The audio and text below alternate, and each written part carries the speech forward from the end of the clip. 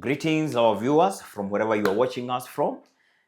This is Hangout with Mike, and today I have a very special guest with me in our studios, and he will tell us more about who he is and what he does.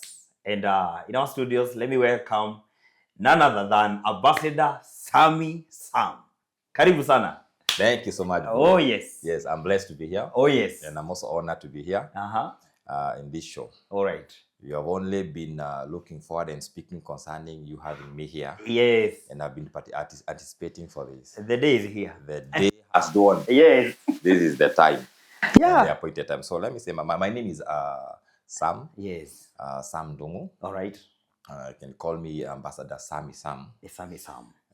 Well, I can say I'm a family man. Yes. To start Wonderful. with. Wonderful. To start with, I'm a family man. Yes, let them know that. And married to one wife. We have 3 kids. I'm a mentor. All right. I'm a mentor of young people. Yes. And in the matters I speak to young people. Yes. And also everyone that God has also set here on the face of the earth. Yes. Concerning the issues of life, the identity and purpose, and the issues of life. So we are going to, after this, yes, then we are going to have another one. Definitely. Yes. Definitely. On matters that matter in this life. In this life. Yes. Yes. Generally, and so reaching out to young people, especially to the young people. All right. Because when you realize the earlier the better concerning who you are. Yes. You have enough ground even to be able for you to be able to reign and live a purposeful and a fulfilled life. Awesome. As a young person. So that's in a nugget. Yes. That is Psalmi.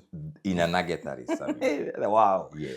Now, maybe personally, I might know you in one way or another. Yes. In a brief way. Yeah. That they can get to understand who really is Ambassador Sam. Yes. Okay. You are a little journey, maybe. Yeah. Maybe you can just flow in that manner.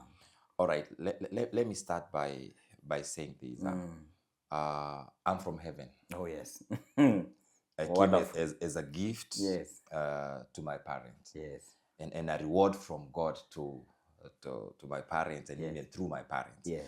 Not only did I come as a gift to them, I came as a gift through them to the earth. Yeah. So when you're able now to understand that, a gift is priceless, a gift is precious. Yeah. So you'll be able now to position yourself in life, knowing that God has given you and have sent you on the earth as a gift. Yep. And there's a way that a gift is taken care of. There's a lot of caution. Of caution. So when you realize that number one, for me, I came to realize that I am a son. I am a son of God. I came from heaven. Yep. And it did not just come because I had a lot of warfare and a lot of battles. Okay. Especially when I was growing up. In my realization, in my becoming conscious of who I am, I had lots of battles that I faced. Number one, I wanted to thank God for my parents. Awesome. In my early age, they took me to church as customary and religiously, as traditionally as it was done by then. The best they knew. The best they knew and the best were taught. Yes. Because from my grandfather's side, he was an elder of the church. Yes. And so, ndio ulikuwa mtindo. Yes. My grandfather took them to church. So for them, they took us to church. Yes. And you see, it's as if that baton has been handed down. Religiously, you must fulfill this. Yes, I get it. And now Sam found himself there. Mm-hmm. And I found myself in a church setup whereby I was still trying to identify, myself and my gifts. Number one, I could be able to sing. Yeah. I could be able to play my guitar. My dad also taught me how to play guitar. Wonderful. I can play a little bit of guitar. And that's an amazing dad. Yeah, and that shows, again, I really thank God for that man, for my father. Yeah. Because that shows one of the essence and key essences of fathers mentoring their kids and even giving a skill to their kid. So that is a skill that my dad gave me. Wow. And I'm also looking forward to pass on some skills because I have kids now. So you actually can play a guitar? Yes. Wonderful. I can play a guitar. Yes. And now I can play a little bit of keyboard. Nice. I'm self-taught. Yes. I'm self-taught in that. Yes. So when I was growing up in church, one of the areas that I truly say I found battles in, it is in the identity part. Okay. In knowing who I am, because there are some things that I used to do that were so contrary to the way the religious system wanted them to be done. Okay. I remember one day my grandfather in church, because I used to sing and I used to jump with the microphone, and I used to, like to keep on to fanning up and telling people, hey, come on, you need to rise, you need to jump. In short, you are a vibrant kid. He is a very vibrant, very vibrant. And now one day my grandfather, from my other side, from my neighbor side, came and he told me, young man, we can see there is a lot of fire in you, but there is a spirit trouble in you, because that is not the way you conduct songs. That's not the way you conduct, you worship. In fact, he used the words, imurukaruko, tutakupeleka mahali for training, you be shown how a young man ought to conduct himself in the ways of the Lord. Oh my. I said, I'm looking forward to that day. How to be taught in the ways of the Lord. Hey! Tell me more. Hey, brother, it was crazy. Yeah. And so we went. I remember one day we went, and I was paid for a conference, 4 days conference. Yes. 4 days conference, and we went somewhere in those sides of Githunguri. Yeah. Brother, let me tell you. Yeah. The very first setup of where we went for the training, we entered the church, and now the boys were told to be separate on this side, the girls to be separate on this other side. Okay. Then the girls had to put on the turban. The boys, you must wear a tie. And a suit. We are coming here to be taught how a young person ought to conduct themselves in the ways of the Lord. One thing, let me take you a little bit back. Okay. One thing that always troubled those people, the religious people, is when they tried to trace back my salvation, they could not be able to trace who prayed for me to become born again. And of which there was not. I was never prayed for to be born again. I've never gone for those crusades that, hey, I'm gonna rudia nyuma yangu. I have never. So for me, I started realizing these things mapema, because one day, for me, I just woke up one day in my single room, in my small cubicle. You remember those 2 cubicle rooms used to have back? I remember that. So one day I woke up in the morning, and I just knelt and I say, I think my way of life, I think I should start living differently from this day. And let me tell you, but all that is what you call salvation and born again. That is how I became born again to me. I didn't go to a church or a crusade or a service to be prayed for. And from that moment on, now, no wonder the battles even in the church, because they could see my way of doing things are totally different. Fast forward. Now, when we went to this church setup, those were the most difficult and the most lengthy days of my life. Those 4 days. Yes, you could not interact with ladies. You could not say hi to ladies. You could not greet ladies with your hands.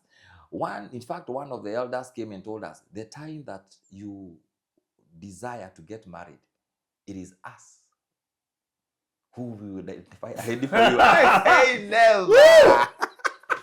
I say never. It is me, not you. I know what I want.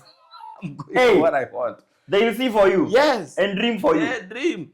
And they will not just dream. They will identify someone. And there were some ladies who of age in Githomo. Now those are the ones that we have been They do the matchmaking now. Yes. Those are the ones that we have been given out to the young men. So this is dangerous. For me, I said no. So anyway, now you see, with all that, it was supposed now to shape me in the ways of how to conduct myself as a young man in church. But for me, I said, no, this is not the way I should do. Now, after the 4 days, now we had that Sunday, we came back. And now my grandfather was just looking, and he wanted to see how I'm going to conduct myself that Sunday. I was waiting to grab that microphone, brother. Okay. Again, I went all over the house. This guy, who bewitched this? Yes, that guy, but all is a demon that troubling this young man. It didn't come out. We have accepted. Arudishwe. So anyway, coming from all that, in my reading of scripture, in my going through scripture, in me, I believed the Lord was calling me to an awakening. And I came. Let me read the scripture here for you. A scripture that people have always abused. Okay. A scripture in the book of Romans chapter 13. And I'm telling you, this became one of my deliverance moments and one of my awakening moments. Nice. Now, in Romans 13 and verse number 11, the scripture says, and do this, understanding the present time. The hour has already come for you to wake up from your slumber. Because our salvation is nearer now than when we first believed. Whoa. With this, I got two things. Okay. And this scripture emphasizes mainly on two things. Number one, self. Arising to self. That is what you call identity. Number two, time. Discerning the time. The times. Discerning the time and your assignment. Why are you here? And when are you supposed to do whatever God has called you to do? So this sleep, awakening from the sleep, si ile usingizi ati ya kuingia kwa blanketi kurara. Hapana, because you are being told our salvation is nearer than when we first believed. Many people have believed. And you've got so many believers all over the world. You've got so many believers. Oh, yes. I believe in God. So what? But you've got so many believers who are walking dead. Let me use that term. They are walking. Can you address them? Yes, they are walking dead. You have not yet awakened to the self, awakened to your identity. Number two, you have not yet discerned your time. And that is what you call in Greek, you call it kairo. Your kairo moment. Knowing why. Why am I here on the face of the earth? Yes. But before you interpret the word, the word why you are here, you must first of all understand and interpret who you're here. And that is now awake. Awake. And for me, I then got that. For me, I awakened. I had believed. I had believed in God. I know there is God. That is belief. I know there is God. I believe in good things. I believe in doing good things. And that is where most believers are. But you are being called to awaken, to an awakening. And this is what we call the great awakening. You must arise to your identity. So and that's how Sam just arose from that now. Yes. So what you're telling us, we can find from what I'm getting from your story is the fact that there are believers who have plateaued. Exactly. They are just there. And by believing in God, they thought walishafika. They got comfortable. This scripture, they think believing in God walishafika binguni. Hajipenda kusema uko binguni wanasemanga heaven. But no, actually we are not being called to go to heaven. Our calling, it is not to go to heaven. Our calling, it is for transformation. We transform every place that God has taken you from. Because our journey, it is not, even Christ himself, he did not say, he did not say, I am coming for you. No, he said, in fact, the prayer he prayed in John 17, he said, just keep them, he make them, and keep them here. That was his prayer for us. That scripture that people, they always quote in John, that's what I'm telling you, it's abuse. There's so much abuse of scriptures by the believers. Why? Because they have not awakened. Someone who has not awakened can only bring you to the level that they are. If at all they are asleep, they'll bring you to that level. Mutazidi kusinzia na kulala. But now, when you see Christ praying and speaking that, it is, you need to be here. He has called you, and that you may be able to reign on the face of the earth. That is our main mandate. You're not being called to exit this life. You've been called here on the face of the earth for dominion. We are not here to escape. But there's so many believers, they want to escape because they have not awakened. They have not realized who they are, and their dominion mandate in the first place. So for me, it has been more of a crazy and interactive journey. But this scripture meant so much to me. Arising, awakening. Si kuamka ile ya kuamka kutoka usingizi umefunguka macho. It is from within you. you awaken and know, wow, who am I? Some light bulbs. Exactly. You mean all this time? Wow, you come to your wow moment. You mean all this time? Yeah. You know, I have been, not that I'm going to become. I have been a son of God in the first place. Yes. And my calling, it is not to heaven. I've not been called to go to heaven. My journey, it is in God. I've been called to journey in God. Wow. Yes, brother. That's so beautiful. Hey, very interesting to hear. I think there are some things I'm learning today. And I'm asking myself, if now that happened and you got to a place where now there was that self-realization and awakening and consciousness, my question is, because maybe there's someone, there may be someone who is watching us and they're like, okay, you did that. Please, how did it happen? Because I feel like there are so many people, they feel like they're out of place, even in the present, be it churches or wherever they are, the congregations and everything, and they feel, am I abnormal? Am I the black sheep or something? Am I doing things differently or something like this?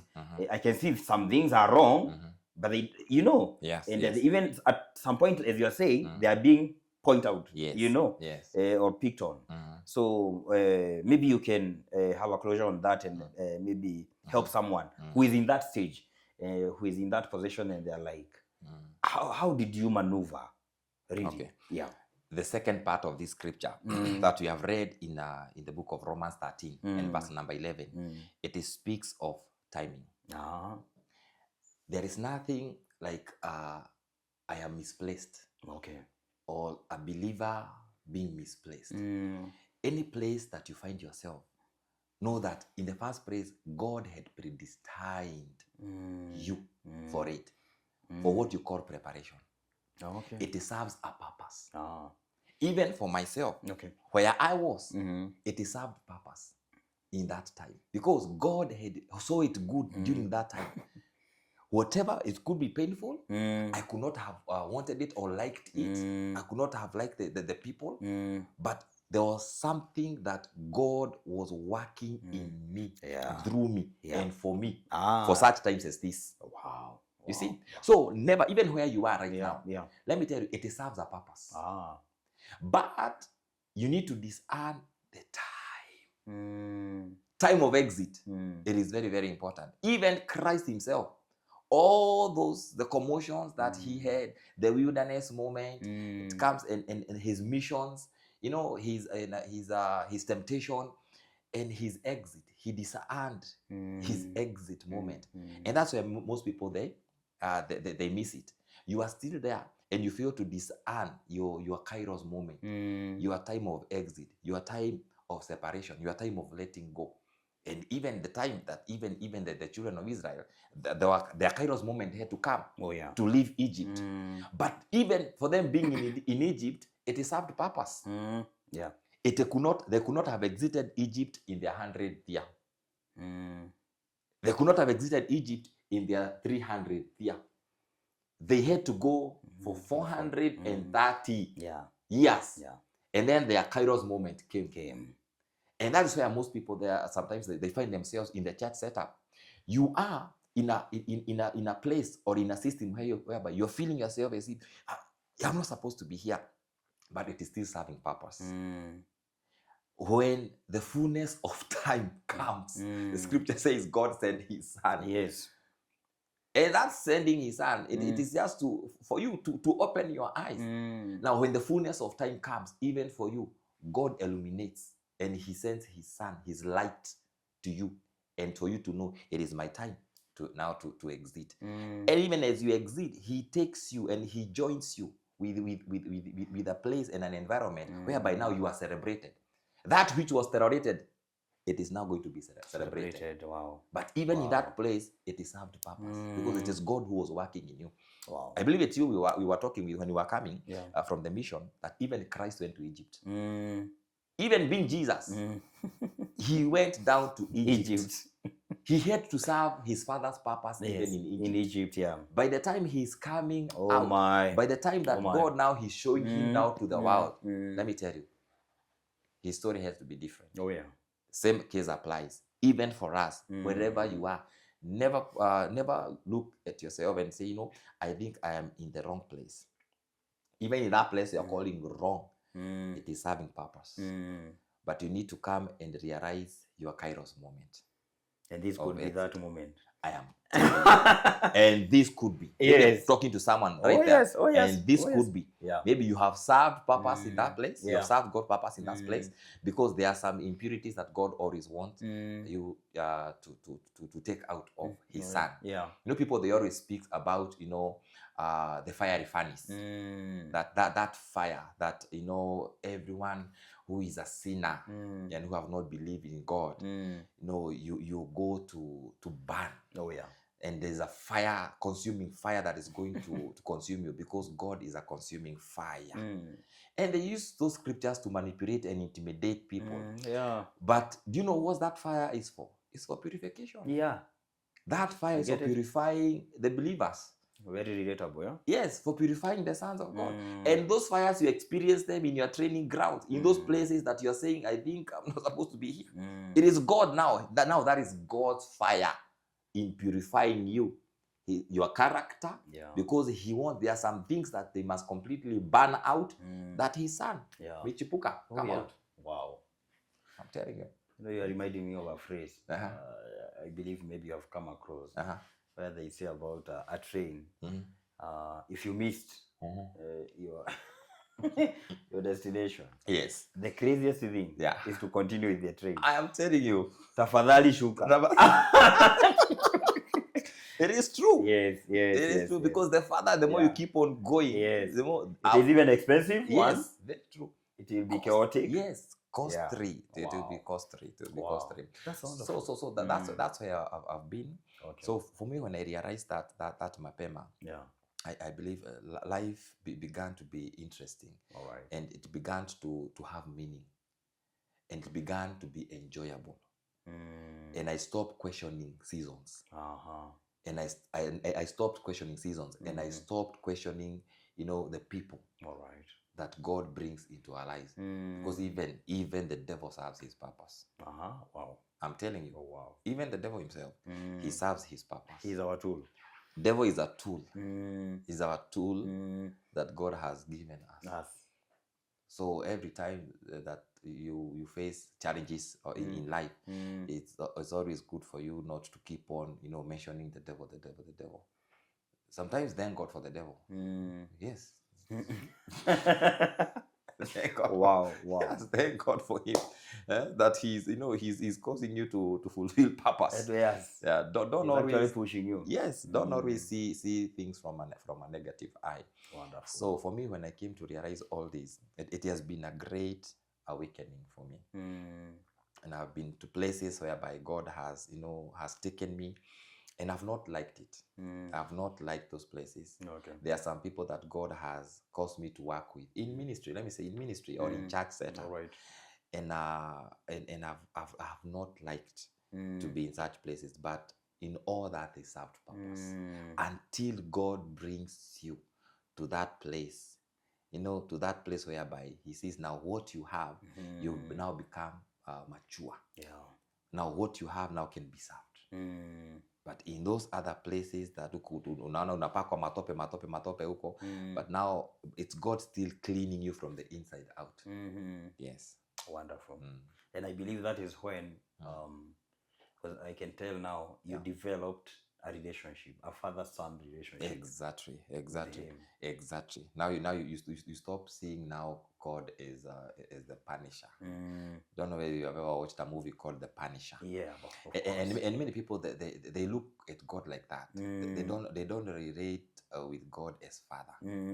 Now, when you awaken and when you know self, when you know the self, and when you realize the time that you are in your assignment, your purpose, that is, once you know yourself, you're going to know who sent you, where you are from, and you realize that you have a Father. Oh yeah. And God is your Father. Awesome. God is not your judge. Yes. He's not your punisher.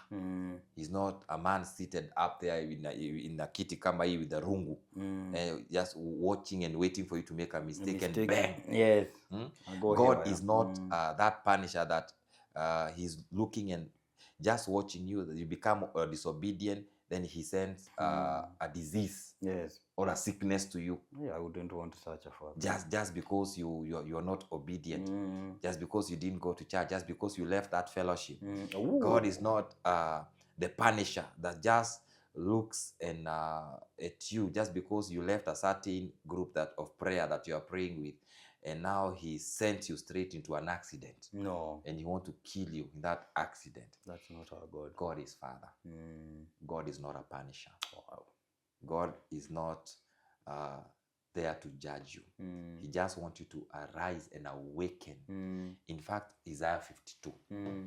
Listen to this. Isaiah 52. I don't know whether you've ever read this scripture, but let me bring it to you, brother. Oh, yes, please. Isaiah 52. This is where we are now. It says, awake, awake, Zion. Clothe yourself with strength. That is God. Father's his desire is to see you awaken. Awake, awake. Awake, awake, Zion. And you are Zion. We are the church. You are Mount Zion. And God's desire for you, it is to awake. Come on. God is saying, come on, know yourself. Jijue mapema. Na kujijua kwako ni kunijua, ni kumjua. Mungu kama baba. Anasimama na rungu na kuambia jaribu. He's not telling you jaribu uone. No. He's saying awake, awake, awake. Arise, arise, son. And when you realize that, let me tell you, purpose becomes sweet. Wow. Life becomes enjoyable. Wonderful. Oh yes, brother. Wow, that was a great hangout. I think I've learned a lot, and I've learned a lot. We thank God. And so is my viewer, and I know someone out there. They could be in that season, and I can sense the same. And because it is very relatable, I tell you the truth. Yeah, very, very true. And I know it is an awakening time. Oh yes, an awakening of sons. Oh yes, you know, you can tell. Oh yes, oh yes. It is saying that scripture that we have finished with, saying, "Clothe yourself with strength." You can only be strong in the revelation of your identity. Say that again. You can only be strong in the revelation of who you are. Of who you are. Hujiputana na msee mnatishana yeye anakuangalia hivi anasema unanijua wewe. Unanijua. Yes. Nitakumaliza. Why? Because anajijua capacity ile yako nayo. Ya kumaliza watu, ya kugonga watu. Oh yeah. So katika hiyo kujijua, he is clothed himself with strength. Akona anaamini akona nguvu.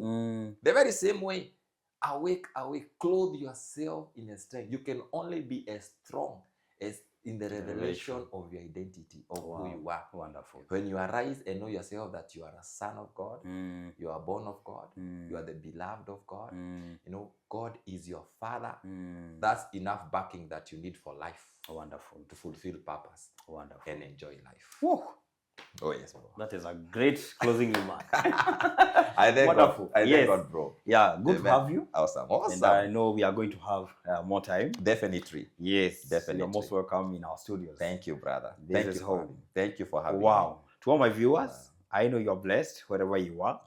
And I know there are those that have been waiting for that Kairos moment.